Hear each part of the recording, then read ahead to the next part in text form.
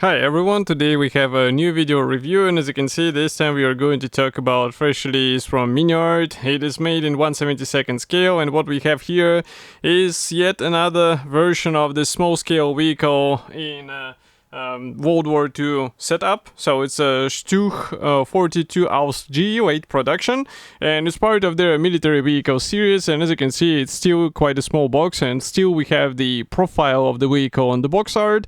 And what I have here on the table, that's the final shape of this release, so it means you will be getting exactly the same stuff as what you will see in this video review, so that's why it is interesting to check it together.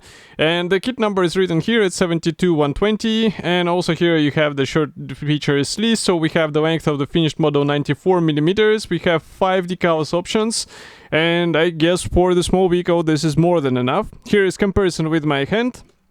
Then on the side you can see also some safety advices and address of the manufacturer, and on the opposite side you can find the small notice that decals are coming from cartograph, and you can also see 4 markings, even though on the box it was written 5 markings. I guess this is the 5th. And if we open it, it's a top opening box, and as you can see, it's almost filled up to the top. Everything is packed or sealed into one plastic bag, so I just need to use scissors in order to open it. And while I'm doing this, I can remind you that I reviewed the previous versions of this plastic as well. I also built one. So in case you are interested in checking how everything fits together and what you can actually achieve with this plastic, you can find it on the same YouTube channel which you are watching right now. And of course, maybe a small reminder, for those of you who are not subscribed to YouTube channel, you can help me greatly by subscribing, and this will also ensure that you won't miss the new video reviews, and also you will be getting some interesting kits as well. So, I'm just checking what is supplied here. The PE parts are here, and the whole box is surprisingly heavy for 1/72 scale kit. But first we are going to start with this gray plastic sprue. So here, as you can see, we have mix of the parts.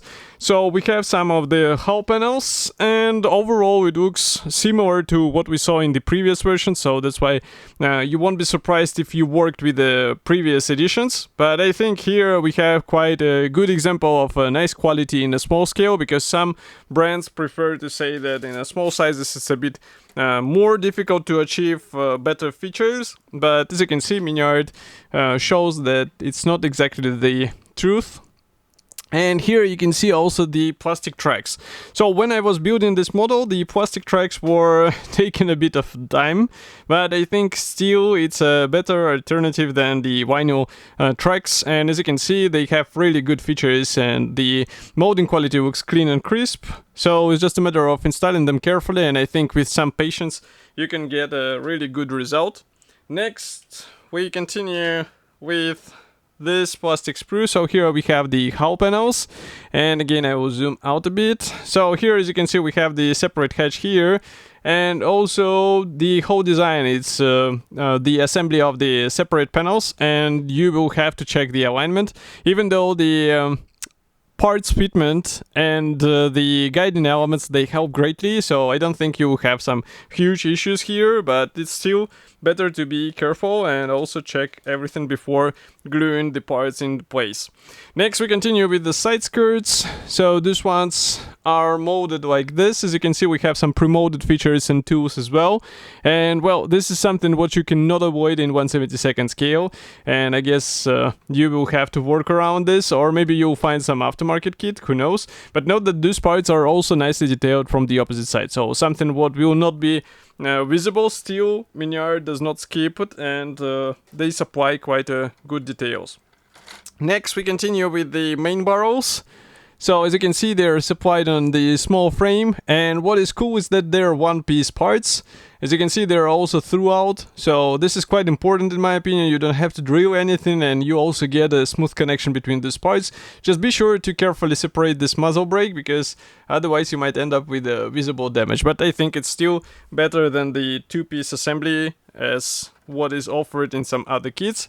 Next, we continue here with the hull panels. So again, pretty much the same design as what we saw for the top section, but note that here we have also suspension arms pre-molded, so basically you are getting the right position out of the box. You don't have to be worried about the alignment, and I think that's the right approach in this size, because as you can see, the side panel is not exactly huge, and in some cases you might even work with the tweezers because the parts are so tiny. Next, we have two plastic sprues like this. Well, actually this one is supplied in two pieces, but I'm showing you only one. And what we have here is the drive sprockets and also the rear hull panel. But note that the drive sprocket has the attachment points right between the teeth, so be careful while separating it off the frame. But I think it won't be a difficult task as long as you have the right tools, and the sharp cutters should do it. Next, we continue with another plastic sprue. So this one is also supplied in two pieces, so now you are seeing only one out of two. And let's zoom out. Obviously here we have the drivetrain, and you can notice another sections of the tracks. We also have another versions of the drive sprockets.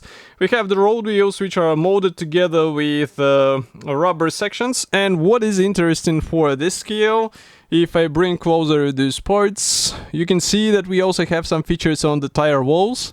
And I think this is not something you see that often in a 1/72 scale, so this is definitely something what I appreciate in this kit, and I think it will be handy for some effects on your build.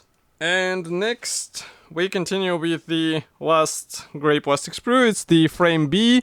So here we have the panels for the superstructure. We also have some parts for the other versions, but I guess not for today's one. So this is more of spare parts which you can use in some of your future projects, but this is already up to you how you will be working with these parts. It's just still nice to get some extra in the box.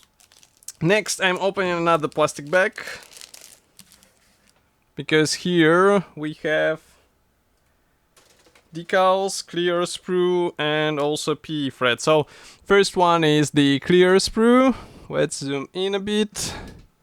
And molding quality seems to be fine. So here we have all of the periscopes for this vehicle, and it's just the masking. So for the masks, as far as I remember, I was using the liquid masks because it was the quickest way, and the scale is not that huge to see the possible issues. Next, we continue with the P parts. So here you can see the shorten, and I think it will be used in today's version, so that's why it is important that it comes as such thin part, and of course it will add a bit more interest to the final appearance.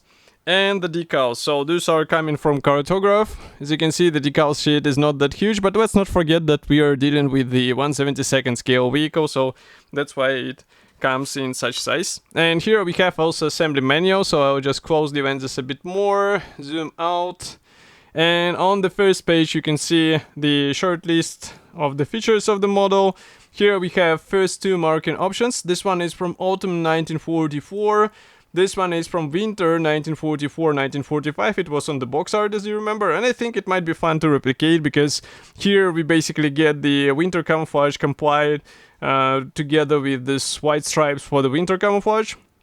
Next, we have the parts map, and as usual, Miniart does not show which parts are unused, so pay attention to this, because as you remember, we have a lot of spare parts as well. Here we assemble the lower hull section, and as you can see, it's quite detailed for a small scale kit. Some modders just think it will be oversimplified, but not in this case. You get a lot of features copied.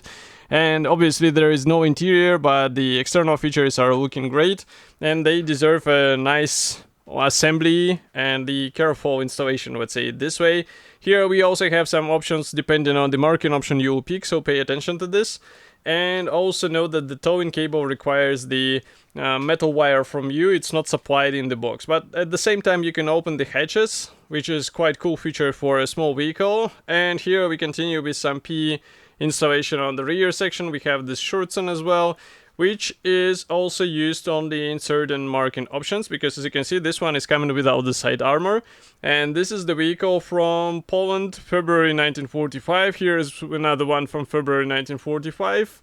And probably, yes, one more. Here we have Italy 1945. Also quite interesting camouflage, by the way, especially if you make it dusty, just like here on this picture. But overall, I think it's a really great release, just like the previous small scale StuHs from Miniart. It should be already available, so in case you are interested in it, you can find it in ModeliMax. And of course, I will be happy to hear your opinion. So what do you think about such release? Write it here in the comment section below. And I will see you in the next video review as usual. Thank you for joining me today, and bye.